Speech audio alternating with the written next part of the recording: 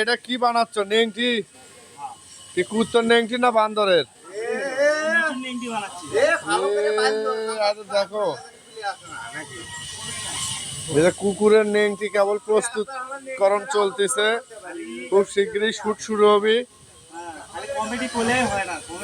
বোঝা গেছে কমেডি ফুটিয়ে তোলা যে কত, মানে মানুষের ভাষণ যে কত কঠিন, সেটা আমরা করি, আমরা বুঝি। হ্যাঁ, বাস্তব জীবনে যেরকমই হয়, কিন্তু ভিডিও জোগাড়ি কি কাজ করাই লাগে, জোগাড়ি করে করাই নেই। জোকারিকরণ কিন্তু সহজ সাধনা নয়, বড় কঠিন একটা সাধনা। বিশাল একটা জার্নি।